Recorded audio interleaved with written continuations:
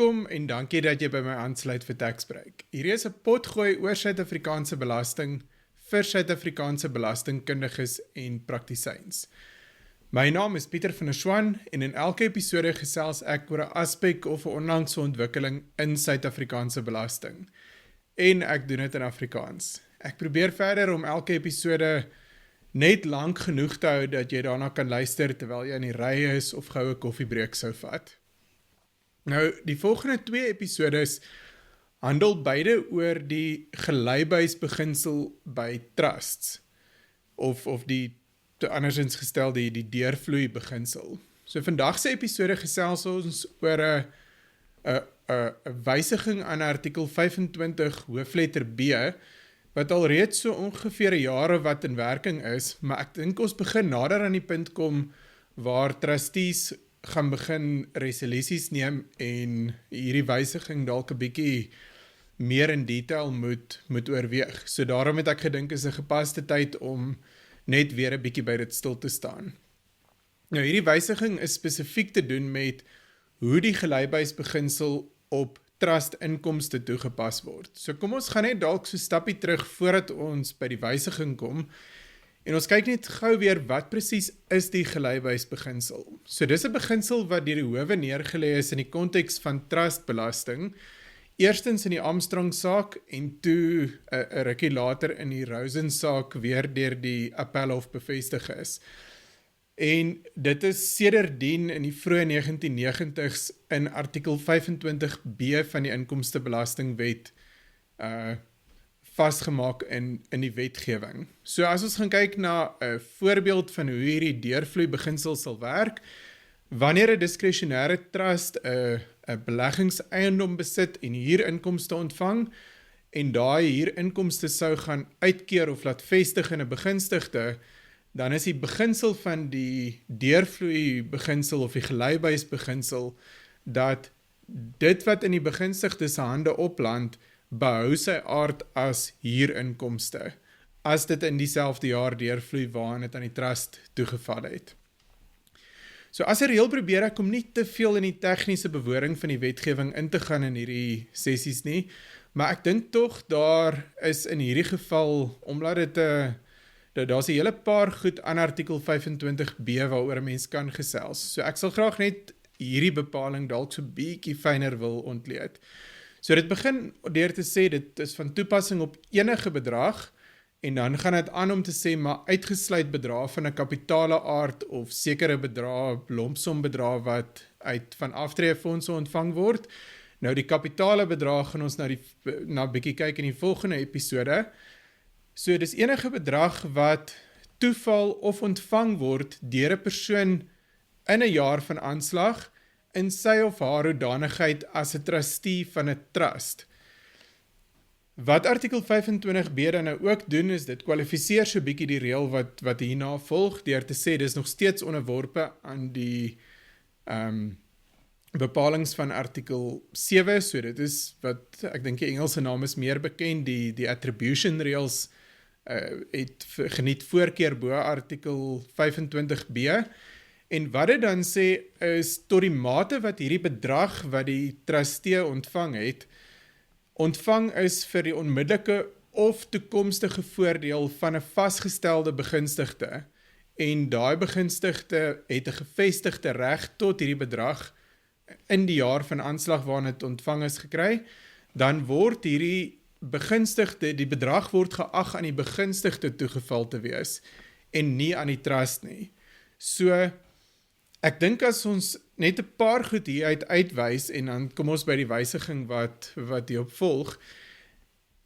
Die eerste belangrike ding is, artikel 25B, soos wat dit tans geskryf is, neem in ag dat waar 'n trust uit 'n gewone regsoogpunt nie noodwendige persoon is, ag die belastingwetgewing 'n trust om 'n persoon te wees. So die definisie van 'n persoon sluit in 'n trust. So wanneer 'n bedrag dan nou aan 'n trustee toeval namens hierdie trust wat geag word 'n persoon te wees, dan is die beginpunt dat die trust as 'n aparte persoon vir belastingdoeleindes hierop belas sal moet word. Wat dit dan ook verder as ons dit 'n afwyking op die normale reëls kan noem, en dit is nou maar iets wat voortspruit uit die feit dat 'n trust geag word 'n persoon te wees, is dat die trustee wat dan eintlik hierdie bedrag ontvang tot voordeel van die begunstigdes,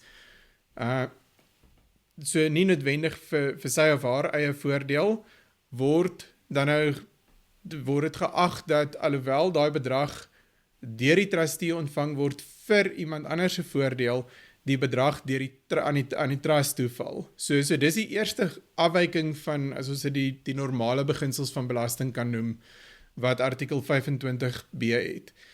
Dan gaan dit aan om te sê, maar as hierdie bedrag wat dan nou aan die trustee toegeval het, in die jaar waarna dit toeval, beskikbaar is vir die onmiddellike of die toekomstige voordeel van 'n vasgestelde begunstigde, wat 'n gevestigde reg kry gedurende daardie jaar, dan geld die deeming reël van artikel 25b, wat dan nou ag dat die inkomste nie aan die trust toeval. Nou ek dink iets wat ek is seker heel wat praktisyns het al reeds hiermee te doen gekry is om te sê, maar onder watter omstandighede of wat is nodig vir die begunstigde om so gevestigde reg te hê? Ek dink dit is 'n regsvraag op die eind om te sê, maar wanneer vestig iets, hoe bepaal jy wanneer 'n bedrag vestig? Maar dit is ook tot 'n mate 'n vraag wat afhang van die stigtingsdokumente van die trust, wat dan nou sê, maar hoe gaan die trust beheer of bestuur word? So hoe neem trustees besluite en wat is die proses om 'n besluit te neem? Dit gaan tog vir jou sê, maar wanneer gebeur die vestiging in terme van daai proses wat voorgeskryf word deur die trust akte. En dan, ek dink soos ons nou al 'n paar keer gesê, die effek hiervan is, as 'n bedrag aan 'n trustee toeval, en die spesifieke begunstigde kry die gevestigde reg tot daai bedrag, dan is die fiksie wat geskep word deur artikel 25b om te sê, maar goed, nou word geag dat die bedrag aan die begunstigde toegeval is, nie aan die trust. Nou, die wysiging waaroor ek vandag wil gesels, is 'n wysiging wat in werking getree het vir jare van aanslag wat begin van 1 Maart 2024 en vorentoe.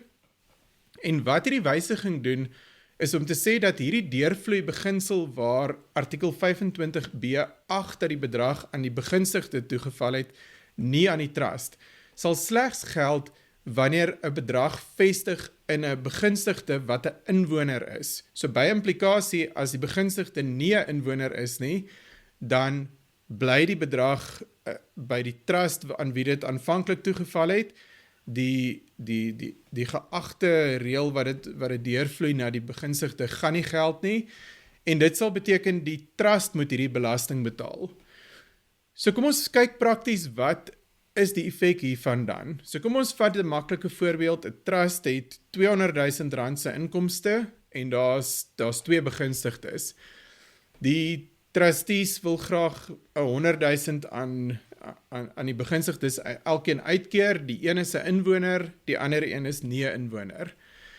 So die uitkering wat aan die inwoner gaan, behoort relatief maklik te wees. Daai 50% kan net so deurvloei. Die ander 50%, die 100,000 wat aan die nie-inwoner toe gaan in die trust dan nou vasgevang word, daar belas word teen die trust se inkomstebelastingkoers van 45%. En ek dink hier word dit dan nogal belangrik vir 'n trustee om te gaan kyk na hoe lees die trust akte waarmee mense aan die werk is. Ek dink in baie gevalle sê die trust akte, 'n trust kan net dit uitkeer wat beskikbaar is. En ek dink vir daai tweede 100,000 wat dan nou na die nie-inwoner toe moet gaan, is daar 100,000 aanvanklik beskikbaar, maar dan moet die trust sy belastingaanspreeklikheid hierop gaan vereffen, en daar gaan R45 daarvoor gebruik word, of R45,000 gaan daarvoor gebruik word. En dit wil sê, daar is eintlik net R55,000 oor, wat, as mens nou sou gaan sê, maar die trustees kan net fondse uitkeer wat beskikbaar is, of net bates uitkeer wat beskikbaar is, na vereffening van die trust se laste, dan kan jy net R55,000 gaan uitkeer. En dis iets wat ek vermoed 'n ou in 'n resolusie sal begin sien is om te sê, maar jou beskikbare fondse om uit te keer is 155.000, dit is nie 200.000. En dan om die allocasie op so 'n manier te doen dat die inwonerbegunstigde nie noodwendig gepenaliseer word om te help dra aan die belastingkoste wat nou by die trust lê. Ek het 'n rukkie gelede 'n artikel saam met Piet Nel oor hierdie wysiging geskryf en ons het 'n hele paar vrae in daai artikel eintlik maar opgebring, kwessies wat ons pla. As dit iets is wat jou 'n bietjie meer raak, dan is jy welkom om die artikel te gaan lees.